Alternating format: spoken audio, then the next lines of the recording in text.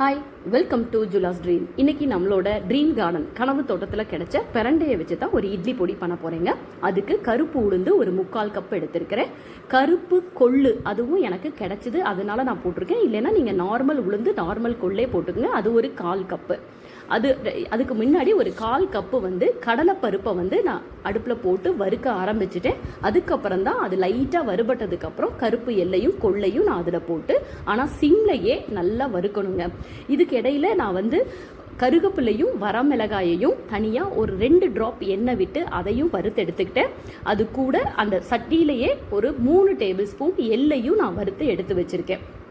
நான் அதை வீடியோவில் எடுக்க மறந்துட்டேன், ஆனால் அதை நான் தனியாக ஃப்ரை பண்ணி எடுத்து வச்சுருக்கேன். இப்போ நம்ம இந்த பிரண்டையை க்ளீன் பண்ணி எடுத்துக்கலாம். இது நல்லா கொழுந்தாக கிடச்சிது. இதை நம்ம இப்போ க்ளீன் பண்ணிவிட்டு அந்த நாரெல்லாம் எடுத்து குட்டி குட்டி பீஸஸாக கட் பண்ணிக்கலாம். இந்த எள்ளும் கருகப்பிள்ளை வரமிளகாயும் நமக்கு வறுத்து அதுவும் ரெடியாக இருக்குது. நான் எதை எப்பப்போ போடணுங்கிறது நான் இப்போ சொல்கிறேன் அரைக்கும் போது. அதுக்கு முன்னாடி நம்ம இந்த பிரண்டையை நல்லா வறுத்துக்கலாம். ஒரு ஸ்பூன் எண்ணெய் விட்டு, நம்ம நார்மலாக பிரண்டை துவையல் எல்லாம் அரைக்கும் போது நிறையா கொஞ்சம் எண்ணெய் 2-3 டேபிள் ஸ்பூன் விட்டு நல்லா அதில் வறுத்தெடுப்போம். இது இட்லி பொடிங்கிறதுனால நான் ஒரு டேபிள் ஸ்பூன் எண்ணெய் விட்டு அந்த எண்ணெயிலேயே நான் மெதுவாக இந்த பிரண்டையை நல்லா வறுத்து எடுக்கிறேங்க. அது நல்ல கலர் மாறி அது நல்லா வறுபட்டுறணுங்க, இல்லைன்னா அந்த அரிப்பு இருக்கும் அதில். ஆனால் உடம்புக்கும் மூட்டு வலி இதுக்கெல்லாம் இது ரொம்ப நல்லதுங்க. கிடைச்சதுன்னா இப்போல்லாம் எல்லா பழமுதிரி நிலையத்தில் கூட கிடைக்கிது. கண்டிப்பாக நீங்கள் வாங்கிட்டு இதை ட்ரை பண்ணி பாருங்கள். இது பிரண்டை போட்டிருக்கீங்கிறது நீங்கள் சொன்னீங்கன்னா தாங்க தெரியும் மற்றவங்களுக்கு. அதை வறுத்து எடுத்ததுக்கப்புறம் அந்த ஆயில்லையே பூண்டு கொஞ்சம் ஒரு உள்ளே இருக்கிற அந்த தோலோடையே நான் பூண்டு ஒரு 6-7 பல்லு போட்டிருக்கேன்.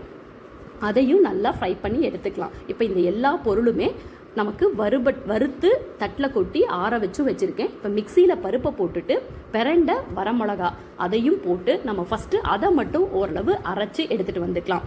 இந்த பூண்டும் அது கூட சேர்த்து கல்லுப்பையும் நான் லேசாக அந்த சட்டி சூட்லையே லேசாக வறுத்து எடுத்துக்கிறேங்க. அது நமக்கு அரைக்கிறதுக்கும் நல்லாயிருக்கும். அந்த உப்பும் நல்லா வறுபட்டு இருக்கும். அதனால அதையும் நான் வறுத்து எடுத்துக்கிட்டேன். இப்போது இதை நம்ம ஒரு கிரைண்ட் பண்ணி எடுத்தோடனே அந்த பூண்டு கல்லுப்பையும் அதுக்குள்ளே போட்டுட்டு கருகப்பிள்ளையும் போட்டு திரும்ப நம்ம ஒரு ஓட்டி எடுத்துகிட்டு அதுக்கப்புறம் தான் நம்ம எள்ளை ஆட் பண்ணுறவங்க எள்ளு ஃபஸ்ட்டே போடக்கூடாது. இந்த அளவுக்கு இதை அரைச்சி எடுத்துக்கலாம். உங்களுக்கு ரொம்ப நெருன்னு வேணும்னா நீங்கள் கொஞ்சம் முன்னாடியே எடுத்துக்கலாம். இந்த ஸ்டேஜில் உப்பு எல்லாமே பார்த்துட்டு நீங்கள் நல்லெண்ணெய் விட்டு இட்லி தோசைக்கெல்லாம் இதை சாப்பிட்டு பாருங்கள். சூப்பரான டேஸ்ட்டில் இருக்குங்க. நீங்களும் இதை ட்ரை பண்ணி பார்த்துட்டு எப்படி இருந்ததுன்னு மறக்காமல் எனக்கு கமெண்ட் பண்ணுங்கள். இது உங்களுக்கு பிடிச்சிருந்ததுன்னா உங்கள் ஃப்ரெண்ட்ஸ்க்கும் இதை கண்டிப்பாக ஷேர் பண்ணுவீங்கன்னு நம்புகிறேன். இந்த சேனலையும் சப்ஸ்கிரைப் பண்ணிடுங்க. தேங்க்யூ.